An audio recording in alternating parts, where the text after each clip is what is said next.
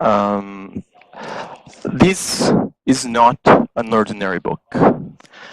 Within it, we have secrets of both world wars, and the Conf was entitled To Prevent It from Falling into the Wrong Hands.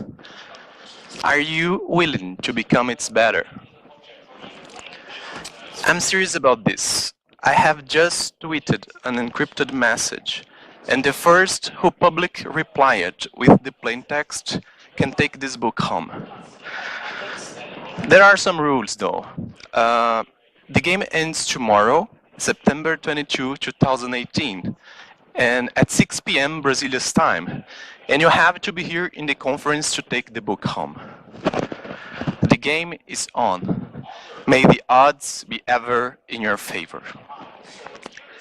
And I will start where the book began, with Mary, Queen of Scots, hanging in trial, accused of plotting against Queen Elizabeth to take her crown. The other conspirators were all already arrested, but Sir Francis Walsingham, Elizabeth's principal secretary, still had to prove that Mary was at the heart of the plot.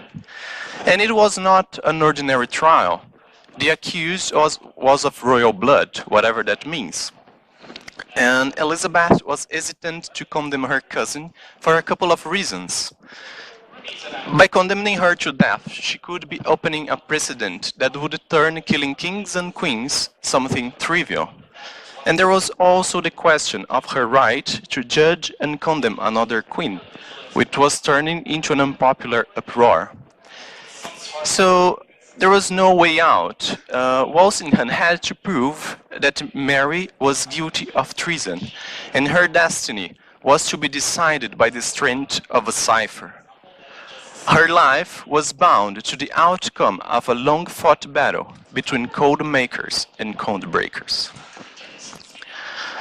My name is classified, but you can call me Arthur. And I'm a computer developer working at Use, the first insurtech of the country. It's a startup that aims to change how insurances are sold in Brazil. As a matter of fact, we are hiring, so if you want to work in a company that dives deep into the new technology, visit our Love Mondays page and apply.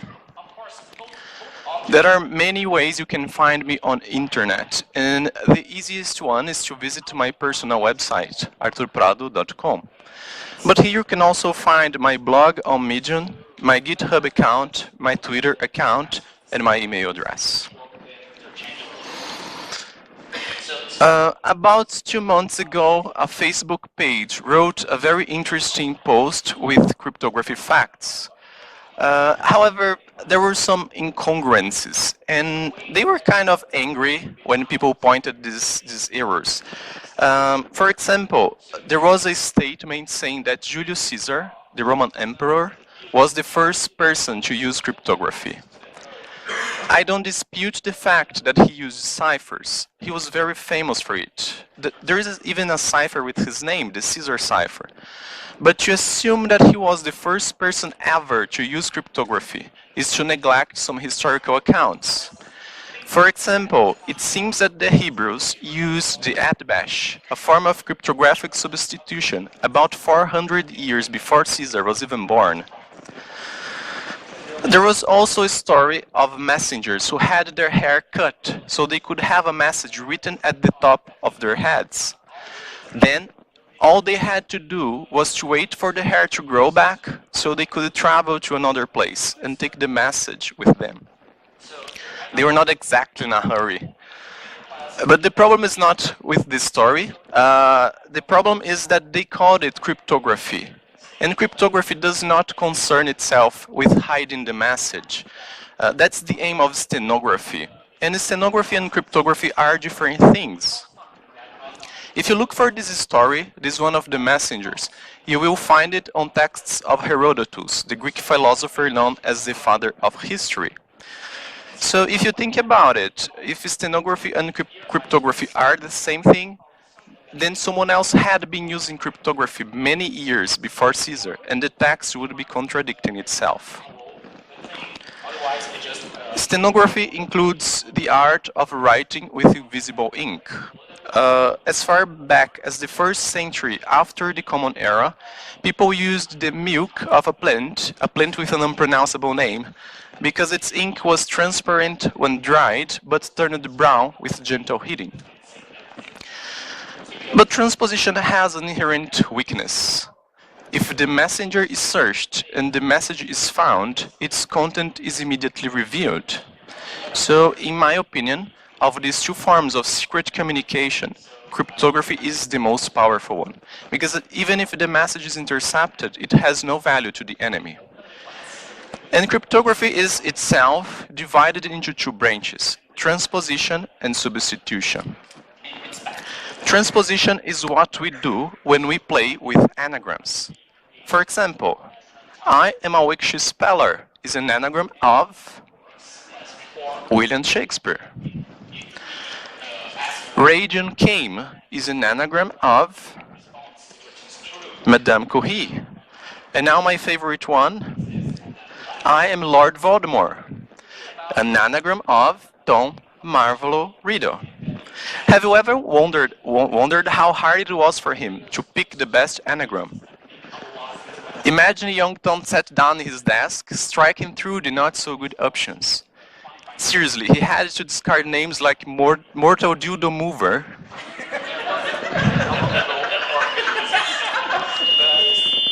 Lord Erdon Vomit, or Old Immortal Lover. He was probably very relieved when he found Lord Voldemort. But transposition also has a drawback. If the message is long, it will effectively generate a very difficult anagram. And unscrambling it will be hard for enemies, but also for the intended recipient. Okay, so unless you agree on a system, and creating a system can be hard, and if the system is intercepted, your entire communication is compromised. You're going to see that throughout history, the exchange of information like the key is usually the hardest part in the communication. An alternative to transposition is substitution.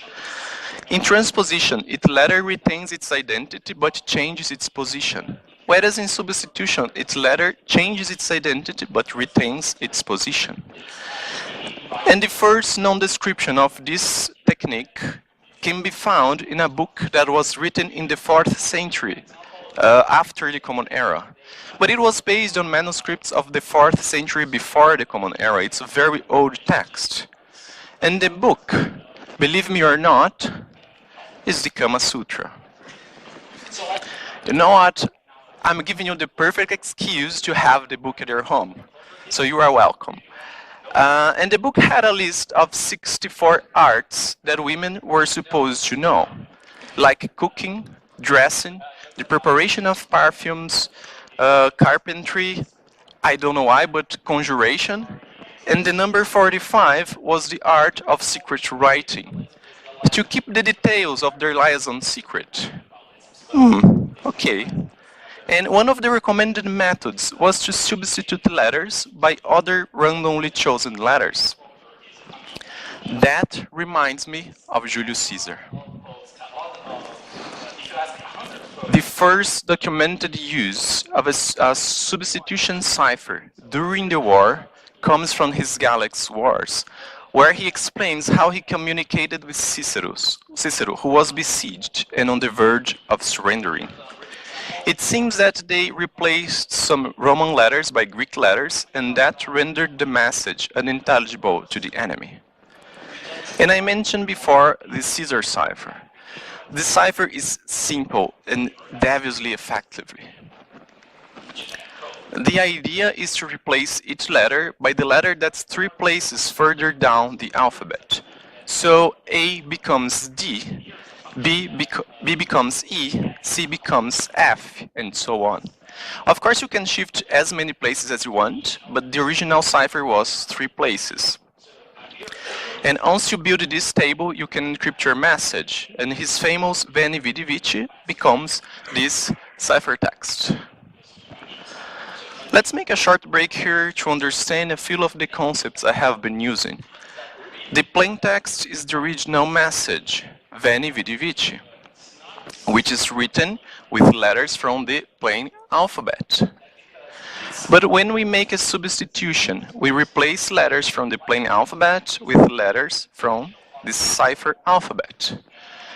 And the result of the substitution is this cipher text. Cipher is the name given to any form of cryptographic substitution. It's the method, the algorithm, and the key is what specifies details of the encryption. But let's get back to the substitution.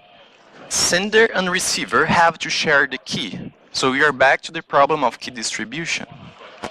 However, the beauty of this type of encryption is that it's easy to implement and provides a high level of security. And the simplicity of the key is also important. A long key is stronger, but harder to work with. So a short key is better because it can be committed to memory. And simplicity and strength means that the substitution cipher dominated the art of secret communication throughout the first millennium. Code makers didn't feel the need to evolve it, and the onus had fallen on the code breakers, who had to find a way to crack it. Many ancient scholars believed that the substitution cipher was unbreakable, and for many centuries it has been so.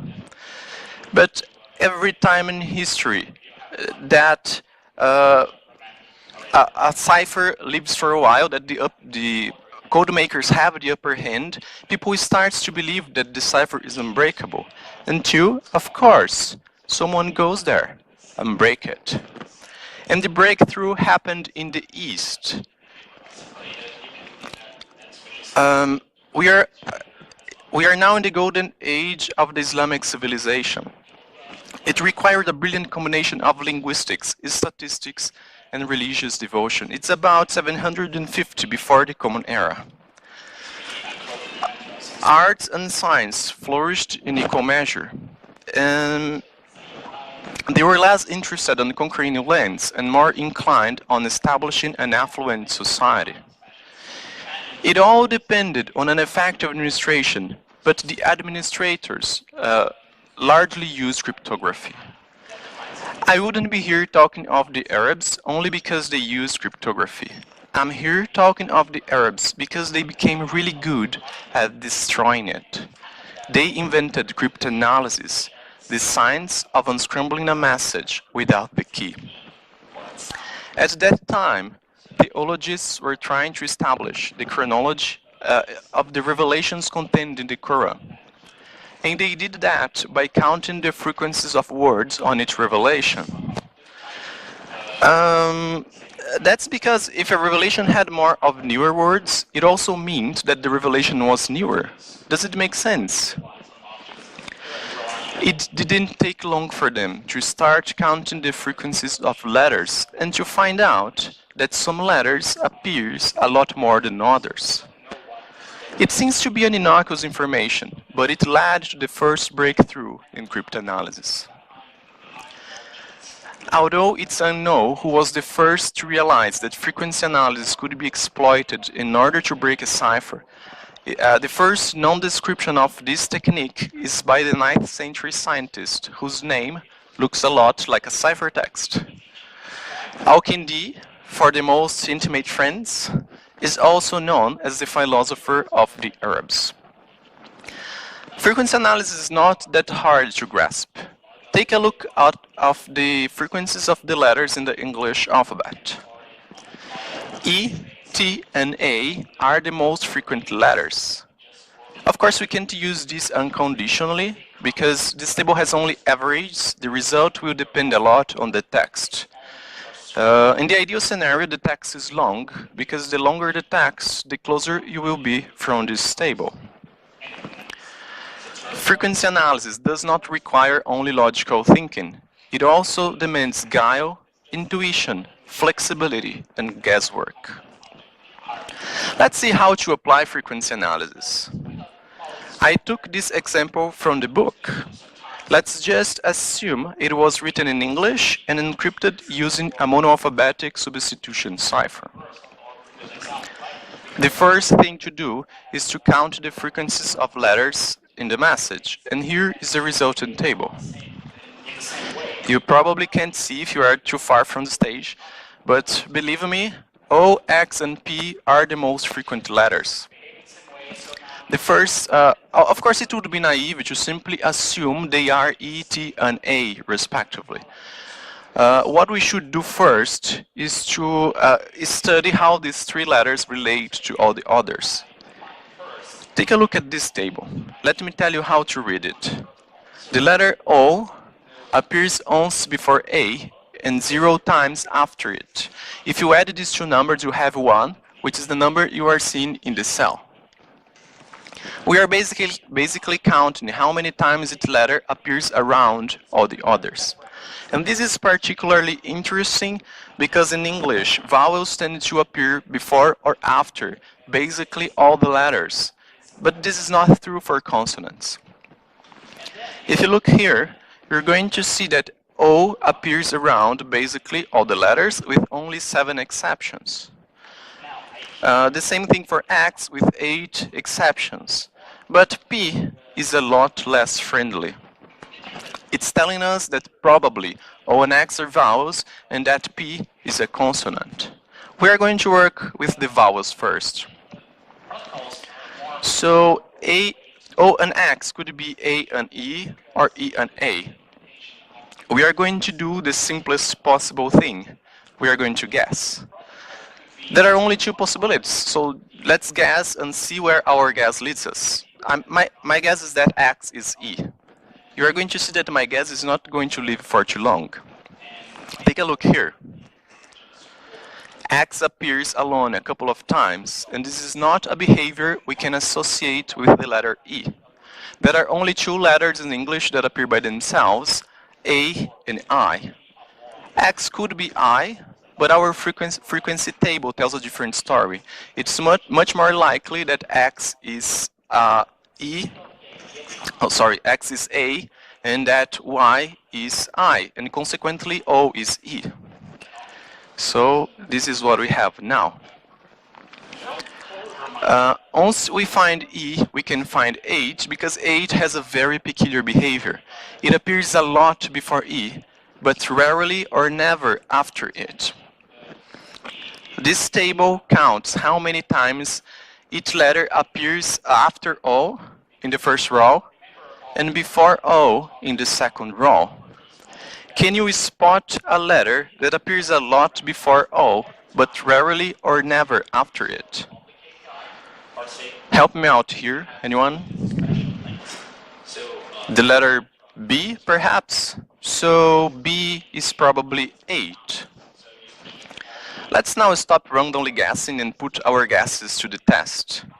I wrote the letters, these letters in the message. Uppercase letters are from the cipher alphabet and lowercase from the plain alphabet. It's still very difficult to read, but take a look here. Can you think of an English word with 3 letters that ends with 8E? So L is probably T. Now, another English word that's very common with 3 letters again and starts with A.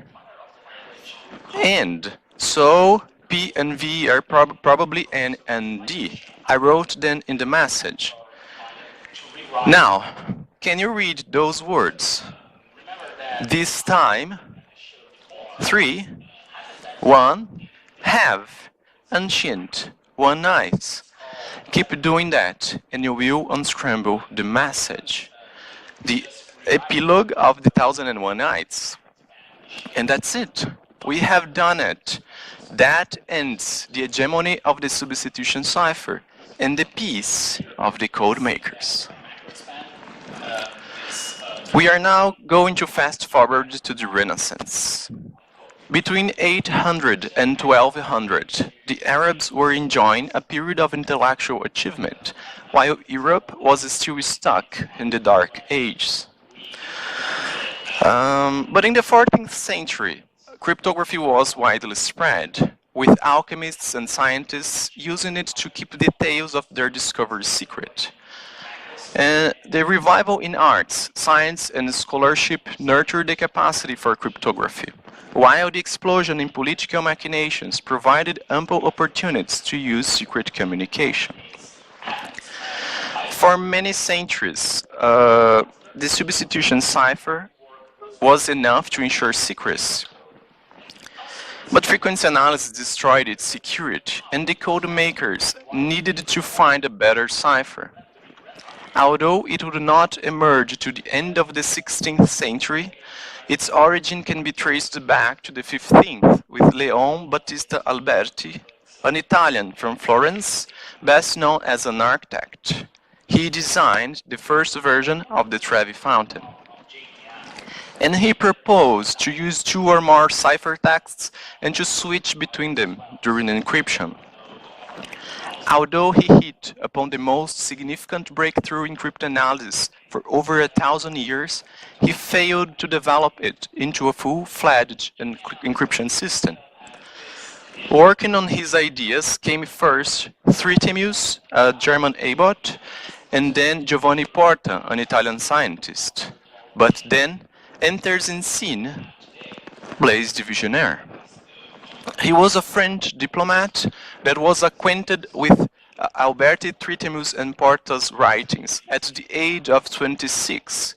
And when he was 39, he decided he had enough money to quit his job and live a life of studies. Only then, he gave his full attention to their ideas, weaving them into a new powerful cipher that was known as Le Chiffre Indéchiffrable, our new unbreakable cipher. He didn't use 2, but 26 ciphertexts. Take a look at the Visionnaire table. Each row is a Caesar cipher with a different shift. The idea is that each letter of the message is going to be encrypted using a different row. And the system to choose the row can be achieved by using a keyword. Let's see how to do it. I'm going to send the message, I am your father. And the keyword is the conf. The first thing to do is to write the keyword at the top of the plain text and to repeat the letters, it to cover all the letters. Let's start with the letter I. The first thing to do is to look at the letter above the one we are trying to encrypt. So above I we have T. Which row in the Visionnaire table starts with T? Row 19. And according to this row, I should be encrypted as B. So we write B over there. Now let's move to the next letter, letter A. Above A we have 8. Which row in the Visionnaire table starts with 8? This time is the row number 7. And according to this row, A should be encrypted as 8. So we have 8 in the message. One more time, letter M. Above M we have E. And the row that starts with E is the row number 4. According to this row, M should be encrypted as Q. If you keep doing that, you will encrypt your message, and the result is superb. Take a look at the letter R, for example. It was first encrypted as W, but then as E. And that creates a huge ambiguity for cryptanalysis. Surely, this apparently flawless encryption system was to be adopted everywhere, right? Not so quite. The monoalphabetic substitution ciphers are called monoalphabetic because they use only one ciphertext. And the polyalphabetic nature of the Visionnaire cipher is what gives it its strength, but also what makes it a lot harder to use. And for many years, people tried to find an intermediate cipher, something simpler to use. But at some point, the Visionnaire won the race, and it was adopted everywhere. But it was to be confronted by an eccentric British genius called Charles Babbage.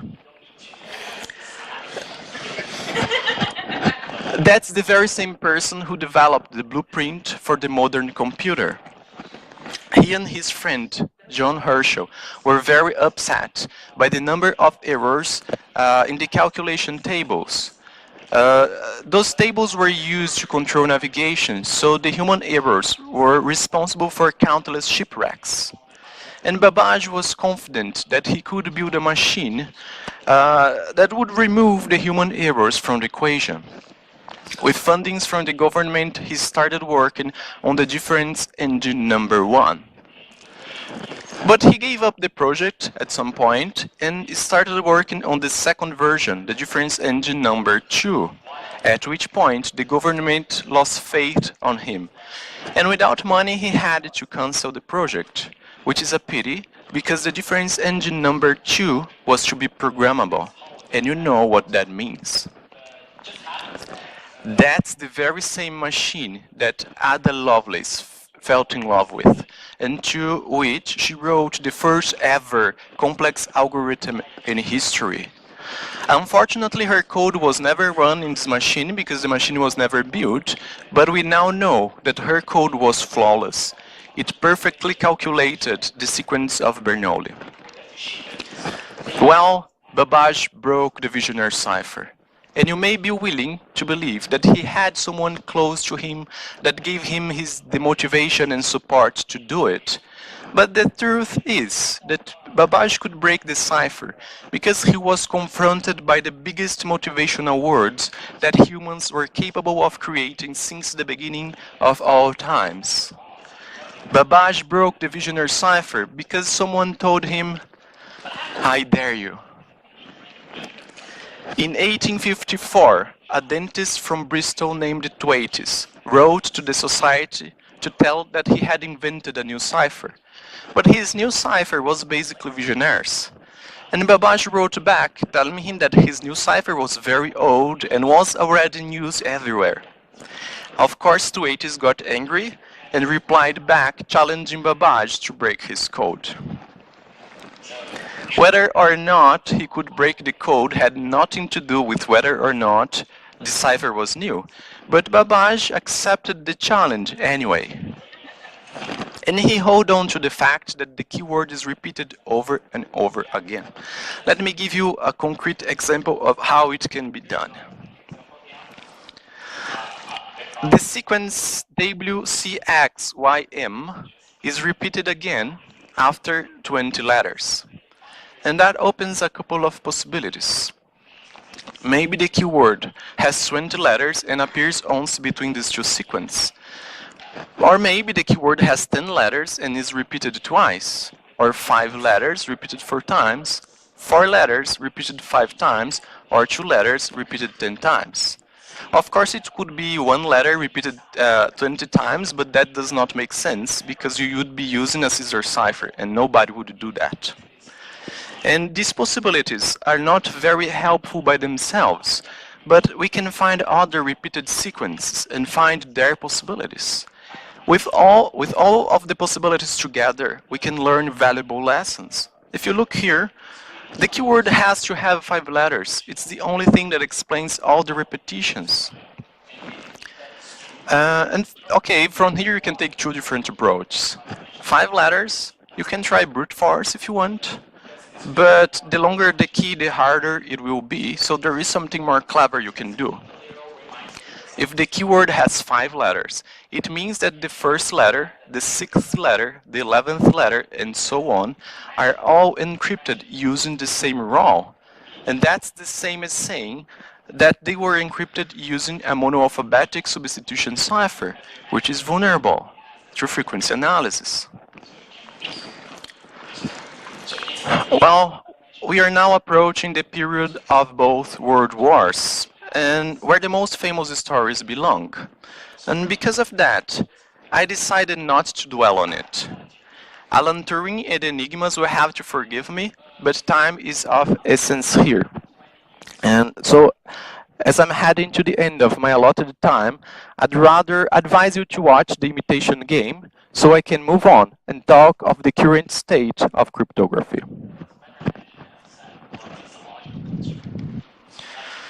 Even though we now use computers and numbers instead of machines and letters, cryptography still uses the old age principles of transposition and substitution.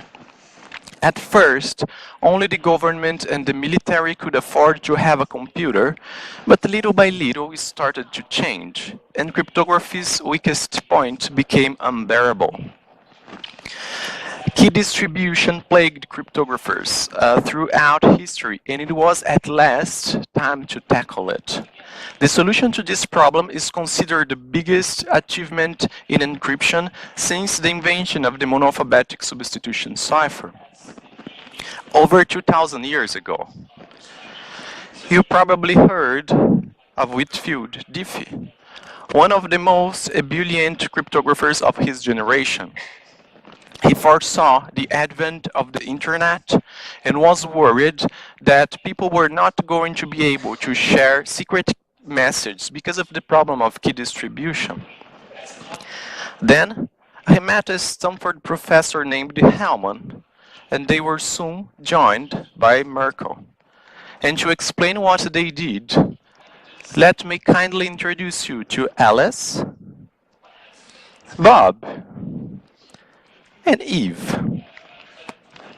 Alice wants to send a message to Bob, but Eve could be eavesdropping. So she can encrypt the message, but Bob does not have the key.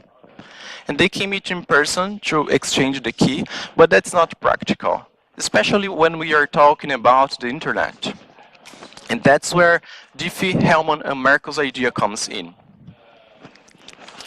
Let's suppose that Alice has a box that can be secured using a padlock. She puts her letter in the box, secures it with her padlock, and sends the box to Bob. Eve can't open the box because she does not have the key, but neither has Bob, right? Instead of trying to open the box, Bob adds a second padlock, his own padlock, and returns the box to Alice. Alice uses her key to remove her padlock and sends the box to Bob. Eve is still at a loss, and Bob is now the only person capable of opening the box because he has the key. And the implications of this little story are enormous. However, it was a lot harder to put it in practice because decryption usually has to follow the reverse order of encryption. In other words, we can't remove the socks before taking off the shoes. After 2 years trying to find a solution to this problem, Hellman had an epiphany with a one-way function. It's a mathematical function that can't be reversed. Let's suppose that both Alice and Bob have a bucket with the capacity for 3 liters of paint. Both buckets already have 1 liter of yellow paint. Alice will add 1 liter of her secret color on her bucket, and Bob will do the same to his bucket. So perhaps Alice likes green and Bob likes purple. I don't know. Then they will exchange the buckets.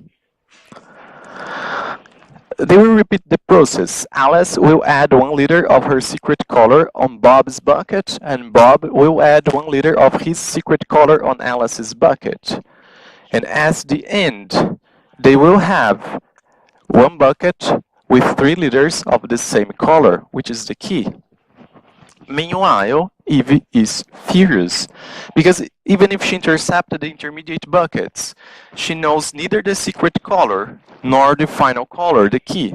And she may try to find out the secret colors, but she can't, because mixing colors is a one-way function and can't be reversed. The colors can't be precisely unmixed. They had proven that Alice and Bob could exchange the key without having to meet in person, but they still have to be online at the same time, which is a problem. And the solution to this problem is the asymmetric key. All of the ciphers we saw today are symmetric, meaning that decryption and encryption are done using the same key. In the asymmetric cipher, the key that encrypts can't decrypt, and that's the holy concept behind the public and private key we use nowadays. Alice can publish her encryption key. The more people to know it, the merrier. She will receive more messages, but she has to keep the decryption key a closely guarded secret. Although Diffie had this brilliant idea, he couldn't came up with a real example of an asymmetric key, an asymmetric cipher, sorry. And the race to find one was won by another thrill of genius. Ron Rivest, Eddie Shamir, and Leonard Edelman. Their cipher was named RSA, and this cipher is the foundation of the security of the internet nowadays. If someone breaks this cipher, the person will have a tremendous power. But the question is, was it already broken? We will only know when the next unbreakable cipher is invented. Right, and what happened to Mary, Queen of Scots? Unfortunately for her, Walsingham was not merely Elizabeth's principal secretary. He was an English spy master and had intercepted all the letters between Mary and the conspirators. And he knew just the right person to decipher them. Thomas Phillips was at the time the nation's foremost cryptanalyst. And once he broke the cipher, Walsingham didn't give the secret away immediately. He was really good. He sent a message to the conspirators pretending to be Mary, asking them for the names of the kind gentlemen that are going to rescue me from the prison.